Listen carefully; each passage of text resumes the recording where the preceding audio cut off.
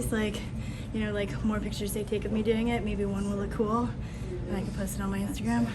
That's what we're here about, just Instagram. All right, Sunkissed Kids. That's where you're training right now. Went from Simon Fraser to now. How has that helped in your development? It's been so monumental in my improvement as a wrestler. I've never had an individualized coach before. My years at SFU, I loved and cherished, but when you're moving up to the big kid game, you need the big kid shit, right? I need my own personal coach. I need access to great partners, and that's what we have at ASU and the Sunkissed RTC with Coach Perry. He's wrestling savant. I keep saying that because he is. He's the mad scientist with wrestling. He notices everything. He watches everything. My partners, Helen Maroulis, Kayla Miracle, Forrest Molinari, Maya, when she gets back on the mat, there's no slouches in there. And then training and competing next to the men on the RTC, Josh Kramer, Josh Shields, Zahid Valencia, Anthony Valencia. It's a great place to be. And then I hear a lot about Art and Kim Martori. Yes. What's their influence on the program? There wouldn't be an RTC if they weren't supporting us, and there wouldn't be a Sunkissed Kids Club if they didn't, shell out money for the athletes. So just incredibly grateful to them and their generosity, and love working with them. It's just really been this is a dream come true, right? To be a semi-pro athlete making a few dollars. To come to Hulu Theater, beat the streets, final acts, in the grandest stage of all for wrestling, right? Yeah. Here, Beat the Streets puts on an amazing event, Yeah. right? There's all these, it's charity, it's everybody. We're New York City, center of the universe, right? Center of the universe. To come here and dominate. Yeah. Dominate. Yeah, I'll take it. To come here and do it on the grandest stage, how does that feel? Honestly, I kind of wish I was able to take it all in a little bit more. We're back up in the hallway, just kind of prepping. But, getting out on that mat, I feel like I'm veteran enough to not let the crowd, get the best of me. But walking down after, or before the first match and high-fiving kids, I'm oh my God, this is so cool. I just felt like a rock star, and that's a great feeling to have. That's why they all write songs about it, right? So this wasn't your first appearance in the Final X. No. How was your previous one, preparing you for this time? Yeah. So definitely learned a lot about what I need to do in preparation for it, what works, what doesn't work, and I think honestly just being so confident in my training before I came here, and that helped so much, having a coach that's game planning who I'm wrestling, and but at the same time making sure that I go out there and I don't just defend what she does. I'm out there being me, and that's another thing that this is all about, going out there and being you. Last time I wrestled Jakara Winchester, after she beat me, she went on to win the world championship. So if you're gonna lose to someone, that's not a bad person to lose to. But I got asked in the Flow interview, after the interview that I was 15 minutes late for, if they thought I was gonna win this and go on to win the worlds. And I was thinking about that, and I'm I didn't think I was going to beat Jakara. I didn't think I was going to lose, but I wasn't as confident as I was coming in here. And I told him, yeah, I'm here. I'm going to take this spot, first national or first senior team, and then I'm going to go win the world. So watch out, everybody.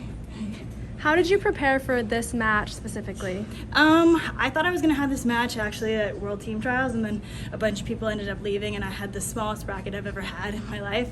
And so I feel I've been visualizing this match for a month almost. I was telling everybody I can't wait to get my hands on her and see how she feels in comparison with what I was thinking in my shadow wrestling and my training. And I just feel I stepped out on the stage. The first match was a little bit closer than I would like, but you feel a wrestler once, and I feel I had her number, and I was ready to go out and take the second match. How do you get to a turn? How do I get to a turn? Yeah, you didn't get any turns. I didn't get any turns, yeah. That's something to work on. To be continued, I guess. Sorry, I was going to say I like a leg lace, but at the same time, I haven't really been a dirty dog about getting them. I know I'm very confident in my shots and my takedowns, so I feel sometimes I get on top, and as all wrestlers do every now and then, you just kind of chill, and you're maybe if it's right there, I'll get it, but definitely something to improve on. You effectively won the Pacific Northwest, basically, right? Yeah. Right? BC, right? Vancouver, yeah. Yeah, so you move from there to Yeah. the desert.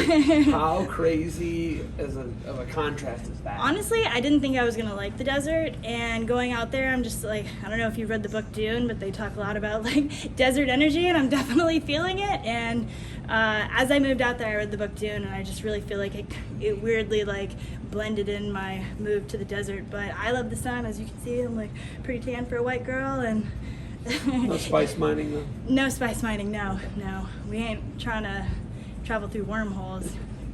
There's quite a few Simon Fraser graduates Yes. competing in the Final X this year. So what's special about Simon Fraser? Why are we seeing so many athletes I competing feel at like this it's a level? very low-key school. When I went out there, Mike Jones was the head coach, and like I think I was one of the better high school athletes graduating and looking for a school to go to, and he was very nonchalant with the whole thing. He's like, maybe I'll give you money like if you come out here. And my dad actually sent in my application because I didn't know what I was gonna do, and went out there, and everybody wants to beat the crap out of everyone up there. Like Helen's from there, Vicky, Alex Hedricks, who else that's here? Mallory, yes. And I don't know, that room, it's difficult to compare because I never went and looked anywhere else, but that room's tough, and everyone in there just, wants to be the best in the world. And I feel like having that common goal really, drives you to greatness, at least as far as you can, like in college. And the WCWA was a tough tournament. Like, to win it was to win against everyone, kind of like the California State Tournament. Like, there's just one. We see college-age women now making the choice to come to the Sunkissed Yeah. RTC. What do you think about the college athletes coming in next year? I don't know. It's definitely like a new idea. I feel like I really valued my college experience, and it gives you a chance to compete a lot and to just really like find your place in the room and like figure out like who you are like as an individual. I mean, I don't think you can go wrong coming down to Sunkissed if you're ready to work hard and like give a good attitude. So like we will see. I'm very excited. I'm very excited for these young women to come down and see what they can do. Desert vibes. Desert vibes, yeah. I'm gonna make them all read Dune. We're gonna watch the movies. Awesome. Thanks, Is that Tom. it? Thank you. Congratulations.